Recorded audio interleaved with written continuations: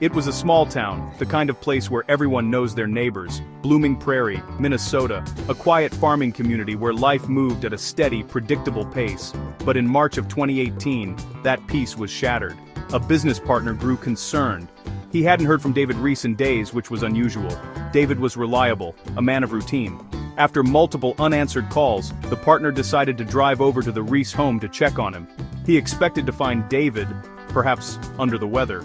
But nothing could have prepared him for the scene he was about to uncover inside that unassuming house. The door was unlocked. Stepping inside, the partner called out David's name. Silence answered. He moved through the house, a sense of unease growing with every step. Nothing seemed overtly out of place at first, just the quiet stillness of an empty home. It was in the bathroom that the horrifying truth was revealed. David Riess, 54 years old, was dead. He had been shot multiple times. The discovery sent a shockwave through the small community. Who would want to harm David Riess, a man described by everyone as kind and hard-working? The question hung heavy in the cold Minnesota air. As investigators from the Dodge County Sheriff's Office began their work, another mystery quickly emerged. Where was David's wife, Lois Riess? The 56-year-old grandmother was nowhere to be found. Her car was gone, her personal belongings were gone. It was as if she had simply vanished. At first there was concern for her safety. Had she been taken by the same person who had killed her husband? Was she a second victim? Her family pleaded for her safe return, their faces etched with worry on local news broadcasts. They couldn't imagine a world where Lois wasn't there. But as the investigation deepened, a different picture began to form. Detectives learned that Lois's car had been seen driving away from the area. Bank records showed that someone had withdrawn thousands of dollars from David's business account. The checks were signed, but the signature looked suspiciously like Lois's handwriting. The narrative began to shift. The worried family members found themselves facing a possibility they couldn't comprehend. Was Lois a victim, or was she something else entirely? The focus of the investigation turned from a search for a missing person to a manhunt for a murder suspect.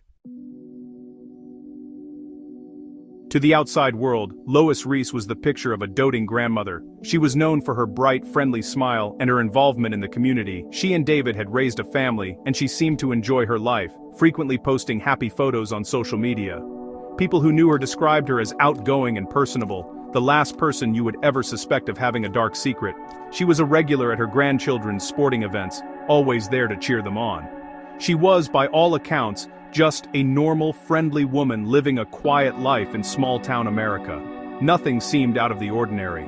But beneath that sunny exterior, a storm was brewing. Lois had a secret, a compulsion she hid from almost everyone.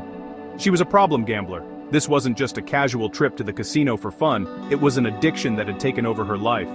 Friends and family later recalled that she always seemed to be short on cash, often borrowing small amounts of money. They didn't know the full extent of the problem. They didn't know that she had lost a staggering amount of money over the years, chasing the thrill of a win that never came. The addiction had a tight grip on her, and it was pulling her deeper and deeper into debt. The financial strain was immense. Lois had reportedly stolen money from her disabled sister, a betrayal that hinted at the desperation growing inside her. She had squandered her inheritance and was facing mounting debts that she could no longer hide or manage. The pressure must have been unbearable. Every waking moment was likely consumed with thoughts of where to get more money, how to pay off one debt to create another, and how to keep the whole fragile structure from collapsing. It was a vicious cycle, one fueled by the deceptive allure of the slot machines and the crushing weight of her losses. This hidden life was a stark contrast to the public image she so carefully maintained. The happy grandmother at the basketball game was also a woman secretly drowning in financial ruin. It's a chilling thought, how well a person can mask their inner turmoil. Lois was living a double life. One life was filled with family and community events. The other was a lonely, frantic world of casino lights, frantic bets, and the constant, gnawing anxiety of debt. It was this secret world that would ultimately drive her to do the unthinkable, pushing her past a point of no return. The exact moments that led to David Riess's death may never be fully known, but investigators pieced together a grim timeline. Sometime in March 2018, the financial pressure on Lois reached a breaking point. It is believed that David had finally discovered the extent of her gambling addiction and the massive debts she had accumulated. Perhaps he confronted her. Perhaps he threatened to leave or to cut off her access to their finances. For Lois, whose entire secret life was about to be exposed, this was a moment of pure desperation. Her source of money and the life she knew was about to disappear. In that moment, she made a horrific choice. Instead of facing the consequences of her actions, she decided to eliminate the problem. Investigators believe she waited for David in their home, armed with a gun. She shot her husband of more than 2 decades, not once, but multiple times. It was a cold and calculated act. After killing him, she covered his body with a blanket. She then went about her next task with chilling efficiency, securing the funds she needed to escape. Her motive was clear and brutally simple. It was about money. With her husband dead, Lois moved quickly. She knew she had a limited window of time before his absence would be noticed. She went to David's business and, using his checkbook, began forging his signature. She wrote checks to herself, transferring nearly $11,000 from his business account into her personal account. This was her seed money, the cash she needed to get away and start over. It wasn't a crime of passion committed in a moment of rage. It was a methodical plan to fund her escape, committed by a woman who had just murdered her husband. She packed her bags, got into her white Cadillac Escalade, and drove away from Blooming Prairie, leaving her husband's body to be discovered days later. She left behind her children, her grandchildren, and the only life she had ever known.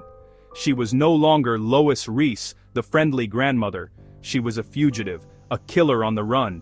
Her destination was unknown, but her goal was clear: to evade capture and find a way to keep funding the gambling addiction that had led her to this terrible point. The quiet life was over. A frantic life on the run had just begun.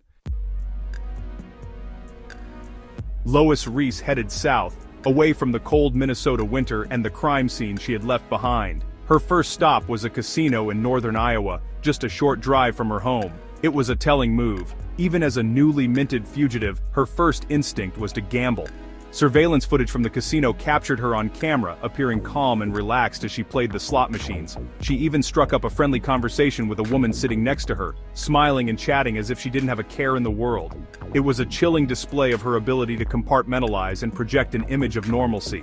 From Iowa, she continued her journey south. She was a woman alone, driving a luxury SUV, and she knew she needed to stay under the radar. But her behavior was anything but discreet. She was seen at other casinos along her route, a ghost moving through the bright lights and ringing bells. She was a wanted woman, with her face beginning to appear on news reports across the country. Yet she moved about with a strange sense of confidence, almost boldness. She was hiding in plain sight, using her friendly grandmotherly appearance as a disguise. This journey was not a panicked flight. It seemed strangely methodical. She knew she couldn't stay in one place for too long. She kept moving, a shark constantly swimming. The $11,000 she had stolen wouldn't last forever, especially with her gambling habit. She needed a long-term solution. As her money dwindled, a new, more sinister plan began to form in her mind. She couldn't keep running as Lois Riess. Her name and face were becoming too well known.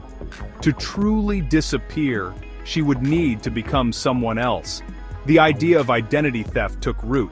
But Lois wasn't planning to steal a social security number and open a credit card. Her plan was far more personal and far more deadly. She needed to not just steal an identity, but to physically replace someone. She began to observe other women, particularly those who were traveling alone. She was looking for someone who resembled her, someone with a similar build, hair, color, and age. She was hunting for a target, a woman whose life she could steal. Her journey south was no longer just an escape. It had become a predatory quest. As Lois made her way to the warmer climates of the South, her plan began to solidify. She needed a new identity, and, well, the easiest way to get one in her mind was to take it from someone who looked like her. This wasn't a random thought, it was a calculated strategy. She started actively searching for a victim. She needed someone who was around her age, with a similar physical appearance. The resemblance didn't have to be perfect, just close enough to allow her to assume their life without raising immediate suspicion. She was a predator, scanning the herd for the most suitable target.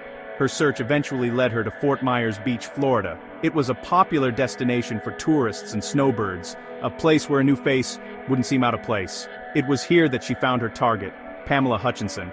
Pamela, 59, was a kind woman from Bradenton, Florida, who was staying in the area to help a friend. She was trusting and friendly, and she had the unfortunate luck of bearing a striking resemblance to Lois Riess. They had similar short blonde hair and a comparable build. To Lois, Pamela was the perfect mark. Lois approached Pamela with the same friendly demeanor she had used her whole life. She introduced herself and quickly befriended the unsuspecting woman. They were seen together at a local restaurant, laughing and talking. Pamela, likely thinking she had made a new friend, invited Lois back to her hotel room. She had no idea she was inviting a killer into her life. For Lois, this was the final stage of her plan. She had found her victim, gained her trust, and lured her into a vulnerable position. The trap was set. The entire interaction was a testament to Lois's manipulative skills. She was able to charm her way into Pamela's confidence in a very short amount of time. She presented herself as a harmless, friendly woman, just another tourist enjoying the Florida sun. It was the perfect cover. Pamela Hutchinson, a woman known for her kindness and generosity, would have had no reason to suspect the dark intentions lurking behind Lois's smile.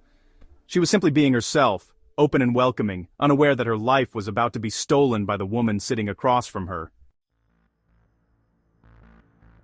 Inside the confines of Pamela Hutchinson's hotel room in Fort Myers Beach, Lois Riess's deadly plan reached its terrible conclusion.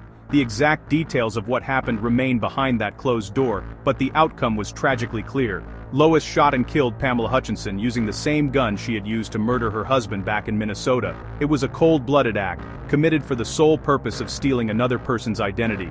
Pamela, who had offered friendship and hospitality, was murdered by the woman she had just befriended. It was a brutal and senseless end to a life full of kindness. After the murder, Lois once again displayed a chilling level of composure and forethought. She didn't flee in a panic. Instead, she began the methodical process of taking over Pamela's life. She gathered Pamela's belongings, her wallet, her credit cards, her car keys, and her identification. She now had a new name, a new car, and a new set of financial resources. She left Pamela's body in the hotel room, just as she had done with her husband, and walked away. She was no longer Lois Riess, the fugitive from Minnesota. She was now Pamela Hutchinson. Her first stop was a bank. Using Pamela's stolen identification and credit cards, she withdrew thousands of dollars from her victim's account. This replenished her funds and gave her the means to continue her life on the run. She then calmly drove away in Pamela's car, leaving the Escalade she had driven from Minnesota behind in a local park. She was shedding her old life, piece by piece, and stepping into a new one. The transformation was nearly complete. She had a new name, new money, and a new vehicle. The discovery of Pamela Hutchinson's body a few days later, on April 9, 2018, sparked a new investigation. At first, it seemed unrelated to the case in Minnesota. But when authorities identified the victim and realized her car and belongings were missing, they began to connect the dots. Surveillance footage from the area showed Pamela with another woman, a woman who looked remarkably similar to her. It didn't take long for Florida investigators to realize who that woman was. The friendly gambling grandma from Minnesota had struck again, and now she was a double murder suspect. Now assuming the identity of Pamela Hutchinson, Lois Riess continued her journey. She left Florida behind and drove west, moving through several states. With a new name and a new car, she likely felt a renewed sense of freedom. She was no longer the woman whose face was plastered on news channels. She was, in her mind, an anonymous traveler. She used Pamela's credit cards to pay for gas, food, and lodging, creating a digital trail for law enforcement to follow. It was as if she believed she was invincible, that her simple disguise was enough to fool everyone. Her travels took her through Louisiana and into Texas. Along the way, she continued to indulge her one true passion: gambling. She was spotted at casinos, using Pamela's money to play the slot machines. The compulsion that had driven her to murder was still in control. Even with a nationwide manhunt underway, she couldn't resist the lure of the casino floor. It was a reckless pattern of behavior, a mix of cunning and carelessness. She was smart enough to steal an identity but not disciplined enough to stay away from the very places she was likely to be seen. This period of her time on the run highlights the depth of her addiction and her remarkable ability to maintain a facade of normalcy. Imagine the cashier at a gas station or the dealer at a blackjack table interacting with this seemingly pleasant, middle-aged woman. They would have had no idea that they were face to face with one of the most wanted fugitives in the country. Lois was a chameleon, able to blend in and appear harmless, all while living on borrowed time and a stolen identity. Her friendly smile was her greatest weapon and her most effective disguise, but every transaction she made, every time she swiped Pamela Hutchinson's card, she left a breadcrumb. Law enforcement agencies across the country were now working together, sharing information and tracking her movements. The U.S. Marshal Service had joined the hunt, elevating the search to a national level. They were piecing together her path, following the electronic trail she was leaving across the American South. Lois may have felt she was free, but the net was slowly and surely tightening around her. Her time as Pamela Hutchinson was running out. The nationwide manhunt for Lois Riess was intense. Her story had captured the public's attention. The idea of a grandmother-turned-killer was both horrifying and fascinating. The media dubbed her the killer grandma and the losing streak killer. Her face was everywhere, on television, on the internet, and on wanted posters. The U.S. Marshals offered a reward for information leading to her capture. With each passing day, her anonymity slipped away. Even with a stolen identity, it was becoming harder and harder for her to hide. The country was watching, and someone was bound to recognize her. The end of the road came in South Padre Island, a resort town on the coast of Texas. On the evening of April 19, 2018, Lois was at a local restaurant called the Sea Ranch. She was sitting alone at the bar, having a drink, once again appearing calm and untroubled. But someone at the restaurant recognized her. That person had seen the wanted posters and knew exactly who this woman was. They quietly slipped away and called the police, providing the tip that would finally bring the month-long manhunt to a close. When federal agents arrived at the restaurant, they approached her calmly. "Lois?" one of them asked. She looked up and the game was over. There was no chase, no struggle, no dramatic confrontation. Eyewitnesses said she seemed almost resigned, as if she knew this moment was inevitable. She was arrested without incident. The killer grandma who had eluded capture across multiple states was finally in custody. Her run from the law had ended not with a bang, but with a quiet moment of recognition at a seaside bar. Inside Pamela Hutchinson's car, which was parked nearby, investigators found the guns she had used in both murders. They also found her Minnesota license plates and other items linking her to her old life. She had been living out of the car, moving from one place to the next, a nomad fueled by desperation and stolen money. The arrest brought a sense of relief to communities in Minnesota, Florida, and beyond. The woman who had left a trail of betrayal and death was finally apprehended, and the long process of seeking justice could begin. With Lois Riess in custody, the legal process began. She was first extradited to Florida to face charges for the murder of Pamela Hutchinson. The evidence against her was overwhelming. There was surveillance footage, financial records, and the murder weapon found in her possession. Faced with the undeniable proof of her guilt, Lois Riess made a decision to avoid a trial. In December 2019, she pleaded guilty to first-degree murder, as well as grand theft of a motor vehicle, grand theft, and criminal use of personal identification information. She was sentenced to life in prison without the possibility of parole. Following her conviction in Florida, she was extradited back to her home state of Minnesota to face justice for the murder of her husband, David Riess. Once again, the evidence was insurmountable. In August 2020, standing in a Minnesota courtroom, Lois Riess pleaded guilty to first-degree murder in the death of David. She received another sentence of life in prison, to be served concurrently with her Florida sentence. The legal chapter of her story was closed. She would spend the rest of her natural life behind bars, a consequence of the violent path she chose. Psychologists and criminal profilers have spent a great deal of time analyzing the case. What turns a seemingly ordinary grandmother into a cold-blooded, calculating killer? The answer appears to lie at the intersection of addiction and narcissism. Her gambling addiction created a desperate need for money, but her narcissistic traits allowed her to justify any action to get it. She displayed a shocking lack of empathy, viewing other people, including her husband and a kind stranger, as mere objects to be used or eliminated for her own gain. Her friendly demeanor was a manipulative tool, a mask to hide her predatory nature. The case of Lois Riess continues to fascinate the public because it shatters our assumptions about what a killer looks like. We don't expect a grandmother from a small town to be capable of such cold, calculated violence. Her story is a chilling reminder that evil can wear a friendly face, and that desperation can drive ordinary people to commit extraordinary crimes.